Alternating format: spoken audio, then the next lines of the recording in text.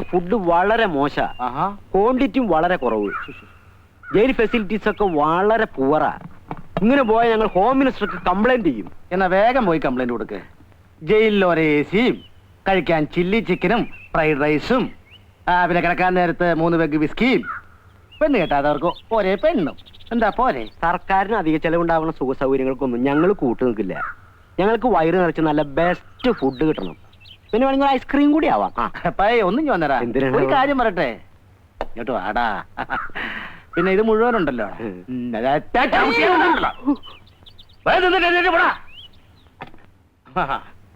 അവന്റെ ഒരു complaint.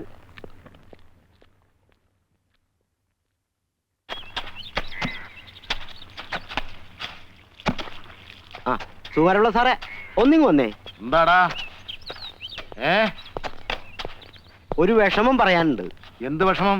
Superintendent സാറിന്റെ വീട്ടിലെ പണിക്ക് ഡോക്ടറെ മാത്രമേ കൊണ്ടുപോകുള്ളൂ. അയ്യോ, അങ്ങനൊന്നുമില്ല. ഞാനും ശരിക്കും ശിക്ഷ ഇട്ടിട്ടാണ് ഈ ജയിലിലേക്ക് വന്നത്. എടാ നീയേ, നിനക്ക് വിശന്നാലുണ്ടല്ലോ സാറിനെ സാറിന്റെ കുടുംബത്തെ പിടിച്ച് ഒന്നിച്ച് വിഴുങ്ങും. അതുകൊണ്ടാ കൊണ്ടുപോകാത്ത. എന്നെ പറ്റി അങ്ങനത്തെ ചീത്ത ചിന്താഗതിയൊന്നും സൂപ്രണ്ട് സാറിന് ഉണ്ടാവില്ല. ഒരു പക്ഷേ അങ്ങനെ മോള് വല്ല പരദൂഷണം പറഞ്ഞിട്ടുണ്ടാവും. അതങ്ങനത്തെ മനുഷ്യ പറ്റില്ലാത്ത ഒരു ജന്തുവാ. നിന്നെയൊക്കെ എങ്ങനെയാടാ വിശ്വസിച്ച് വീട്ടിൽ കയറ്റുന്നത്? എന്റെ പോക്കറ്റ് വരെ അടിച്ചവനല്ലടാ നീ. ഒരിക്കലും വിശ്വസിക്കുന്നവനെ ചതിക്കുന്നവനല്ല ഈ റപ്പായി. അങ്ങനെ ഒരുത്തനായിരുന്നെങ്കിൽ ഒരിക്കലും ഞാനിവിടെ ഒരു സ്ഥിരതാമസക്കാരനാകുമായിരുന്നില്ല. ഓഹോ, കൊച്ചമ്മമാരൊന്നും റെഡിയായില്ലേ ഇതുവരെ? എടി സുനിതേ, ഓ എത്ര നേരമായി ഒരുങ്ങാൻ തുടങ്ങിയിട്ട്.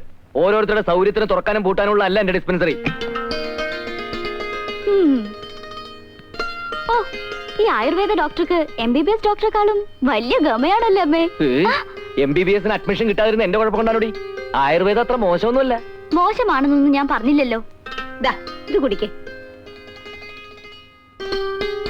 മറ്റവളോടെ പോയി. എടി സുധേ, ഞാൻ റെഡി. അയ്യേ, എന്തും നാടിയത്. കഥകളിക്ക് ചുട്ടി കുത്തി പോലുണ്ടല്ലോ. തൂത്തള.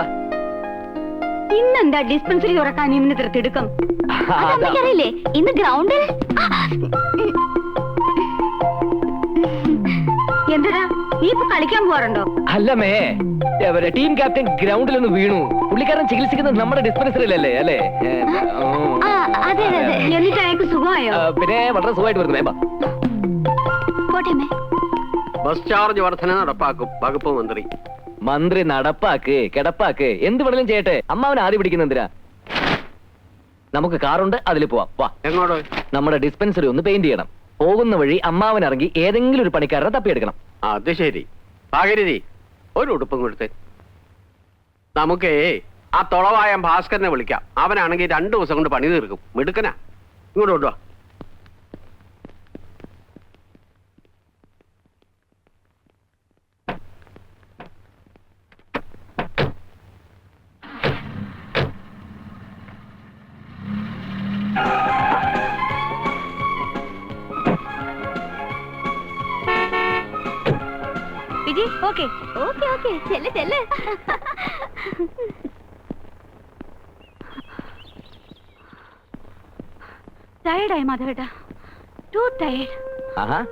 ഇന്റർനാഷണൽ താരത്തിന്റെ ക്ഷീണം മാറ്റാൻ ഞാൻ പോയി ഇത്തിരി ഗ്ലൂക്കോസ് കളിക്കണമെന്നല്ലോ. ആയിക്കോട്ടെ.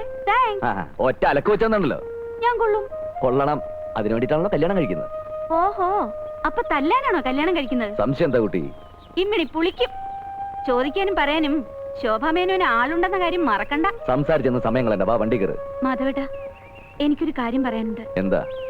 എനിക്ക് 1-2 പ്രപ്പോസലുകൾ വന്നിരിക്കുക. വളരെ നല്ല കാര്യല്ലേ. നല്ലൊരെണ്ണം നോക്കി നടത്തി തരാൻ പറ. സീരിയസ് ആയിട്ടാ പറയുന്നത്. എടി പെണ്ണേ, ഞാൻ മൂളാതെ നിന്റെ കഴുത്തിൽ ആരെങ്കിലും താലി കെട്ടുന്ന നിനക്ക് തോന്നുന്നുണ്ടോ?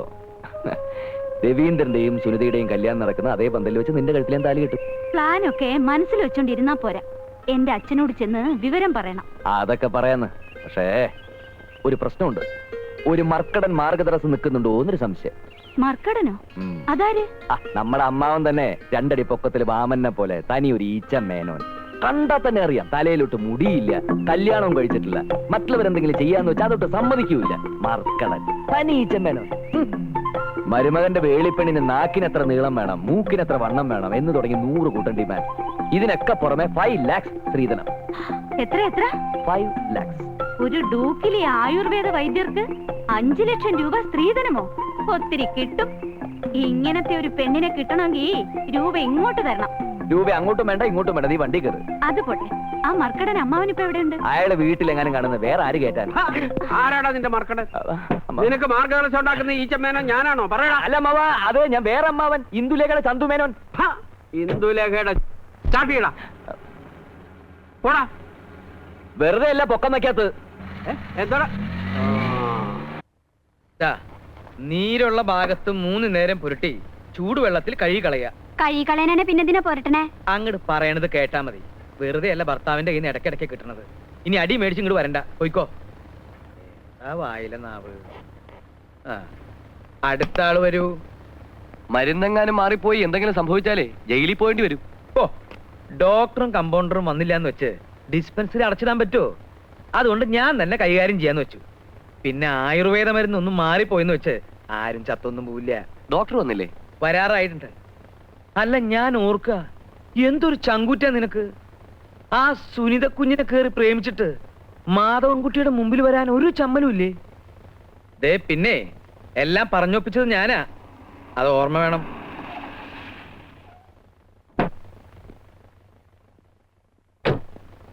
ആ ഇരിക്കിരിക്കെ. Good morning. Good morning. എപ്പോ വന്നു? ഞാനൊരു 8:55 വന്നപ്പോ. രവീന്ദ്ര എപ്പോ വന്നു? ഞാൻ ഇതുവഴി പോയപ്പോ ഒന്ന് കയറിയതാ. ആ രവീന്ദ്ര ഇരിക്കെ, ഞാൻ ഈ പേഷ്യൻസിനെ ഒന്ന് നോക്കട്ടെ. ചേട്ടാ ഓരോരുത്തർ വിളിക്കേ.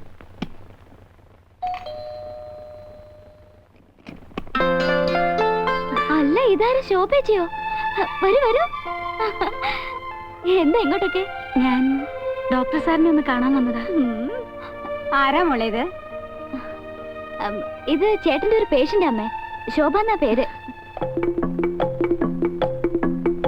ഡോക്ടറെ കാണലും ചികിത്സയൊക്കെ ആശുപത്രിയിലും പന്തുകളി മൈതാനത്ത് മതി, ഇവിടെ ഒന്നും വേണ്ട കേട്ടോ. എന്താ ഏട്ടാ ഇത്? എന്തെങ്കിലും അത്യാവശ്യമായിട്ട് അവനെ കാണാൻ വന്നതായിരിക്കും, അല്ലെങ്കിൽ ഇങ്ങോട്ട് വരൂ.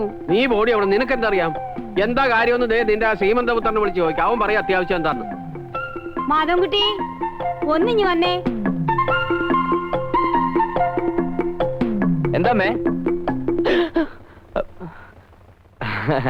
എന്തിനാണമ്മേ എന്നെ വിളിച്ചത്? ഏതായി പെൺകുട്ടി? നീ അറിയില്ലേ?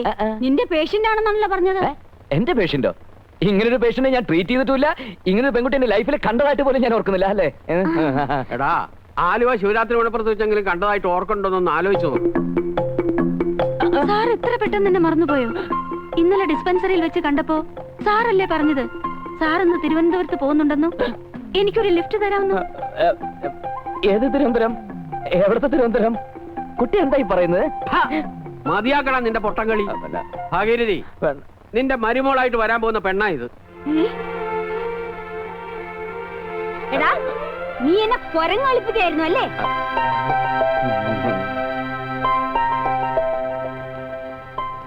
ഏതായാലും നിന്റെ സെലക്ഷൻ കൊള്ളാൻ കേട്ടോ. മോളിഞ്ഞു വാ, വെച്ചിട്ടുണ്ട് നിനക്ക് ഞാൻ. ആ